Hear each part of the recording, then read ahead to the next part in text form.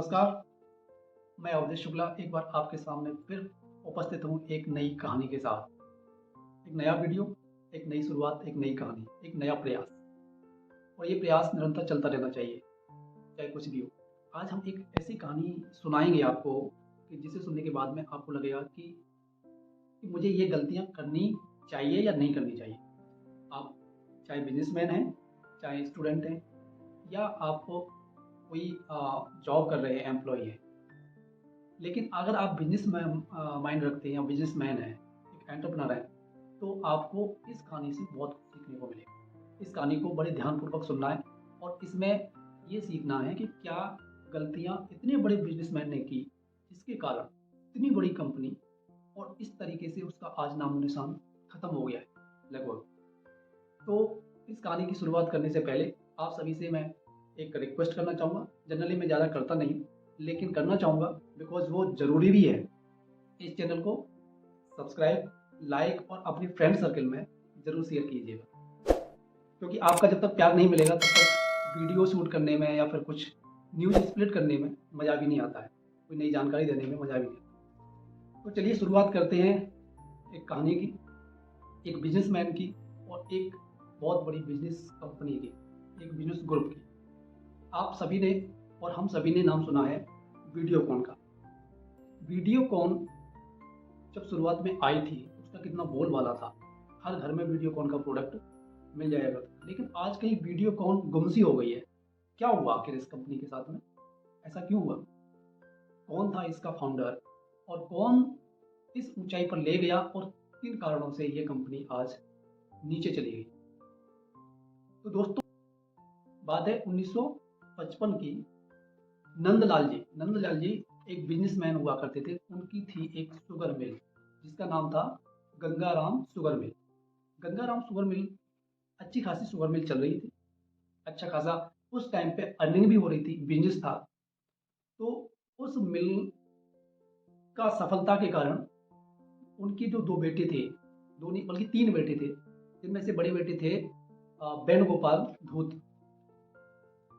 वेणुगोपाल धूत ने अपनी sugar mill को देखा, शुगर मिल उनकी बहुत अच्छी चल रही थी। उन्होंने सोचा क्यों ना एक नया बिजनेस स्टार्ट किया जाए। उन्होंने एक नई मिल की स्थापना की, नई एक फैक्ट्री की स्थापना की, अधिगम ट्रेडिंग कंपनी। एक नई कंपनी स्टार्ट की, अधिगम ट्रेडिंग कंपनी 1986 में। अधिगम ट्रेडिंग कंपनी क्या बनाती थी उस टाइम पे? प्लास्टिक ट्यूब बनाती थी। ये भी इनका बिजनेस चल गया, उधर शुगर मिल भी चल रहा था, इधर इनका एक नया बिजनेस खड़ा हो गया अधिगम ट्रेडिंग कंपनी के थ्रू।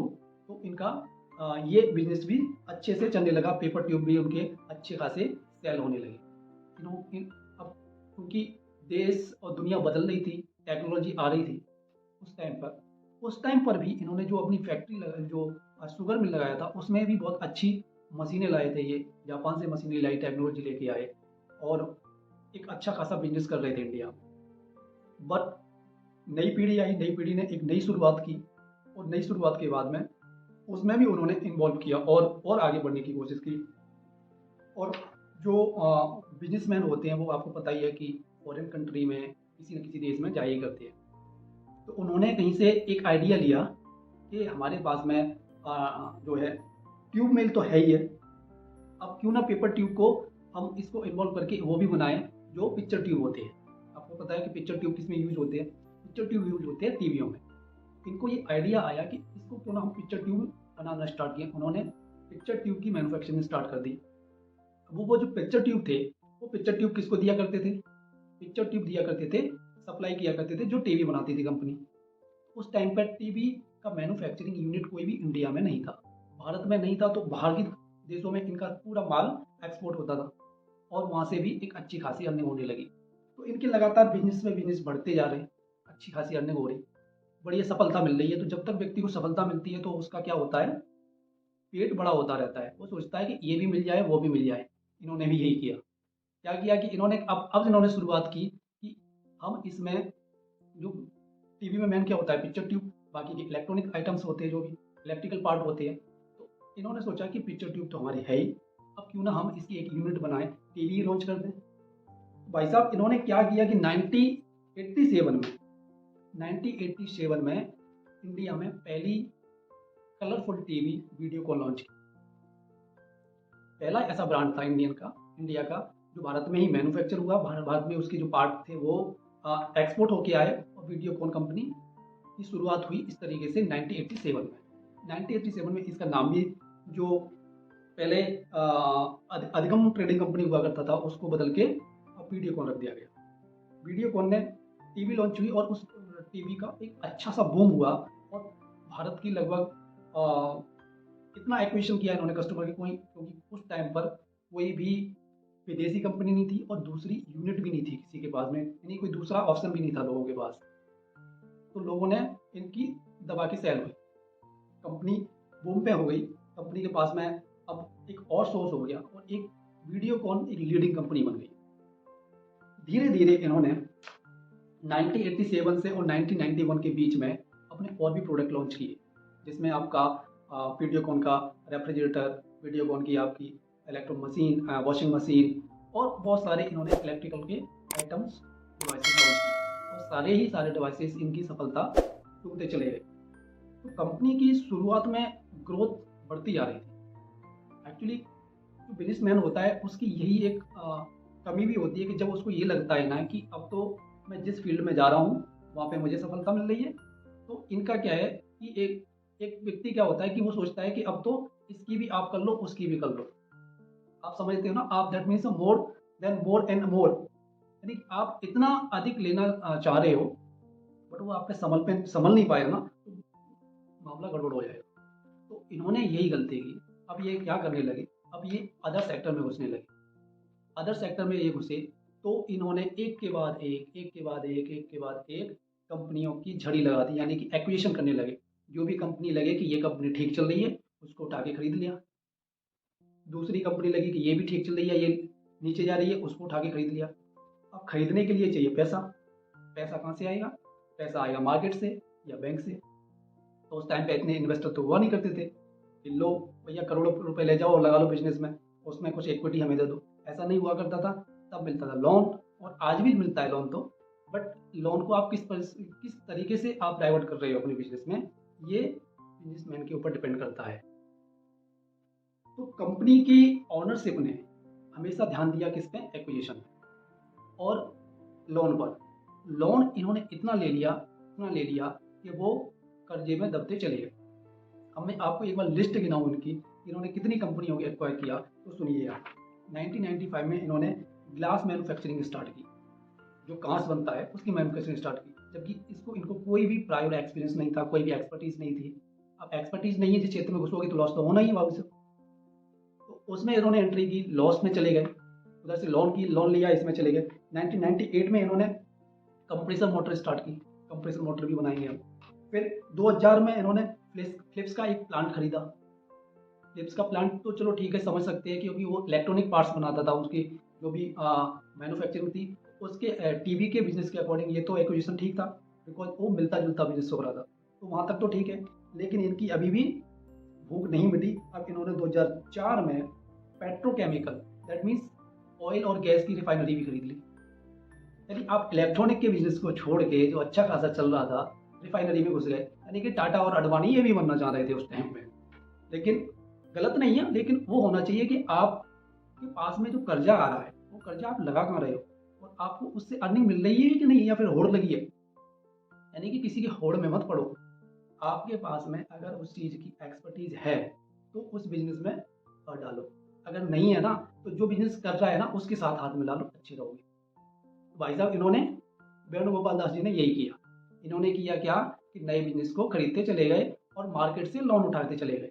जितना लोन, बिजनेस आगे, पीछे का बिजनेस साइड में, उसको भूल जाओ, आगे के बिजनेस में लगे। बर्डन बढ़ रहा है लेकिन ये चिंता नहीं है कि भाई हम लोन लेने के बाद में देना भी है। उसके बाद में इन्होंने प्लेनेट एम खरीदा, इलेक्ट्रोलैक्स एक कंपनी वो भी खरीदी। 2007 में इन्होंने पीपा वेव नाम की एक पावर स्टेशन, यानी हम बिजली भी बनाएंगे, वो भी खरीद लिया। 2008 में सेमीकंडक्टर वो भी बनाएंगे, वो भी खरीद लिया। 2009 में इन्होंने एक और प्रोडक्ट लॉन्च किया, D2H, जो हम सब ने लगभग यूज किया होगा और आज भी है। पहले इन्होंने इंश्योरेंस में भी हाथ डाला, इंश्योरेंस कंपनी यानी कि इंश्योरेंस भी प्रोवाइड करते थे। और इसके पहले ही इन्होंने जब 2G चला था, 2G में इन्होंने अपना लाइसेंस भी ले लिया था उस टाइम पे। 2G स्पेक्ट्रम घोटाला स्कैम आपने सुना होगा। उस स्कैम के चलते इनका इसने जो लाइसेंस था बहुत सी कंपनी को वो रद्द हो गए। और भाई साहब इन्होंने लिया था 25 करोड़ रुपए का लोन, वो लोन भी इनका गया पानी में, पैसा भी वापस नहीं आया। जो इंफ्रास्ट्रक्चर खड़ा किया था इन्होंने अप्रॉक्सीमेटली 15 स्टेट में अपने लाइसेंस ले रखे थे, इंफ्रास्ट्रक्चर खड़ा कर रखा था, लेकिन लाइसेंस रद्द होने के कारण टेलीकॉम का प्लान फ्लॉप हो गया। वीडियोकॉन का मोबाइल भी लॉन्च हुआ था, आपको पता है, तो सोचा कि वीडियोकॉन का मोबाइल तो है ही है, अपनी सर्विस भी लॉन्च कर देंगे, दोनों चीज़ों को बढ़िया बिजनेस बन जाएगा अनिल अंबानी की तरह। लेकिन फेल हो गया।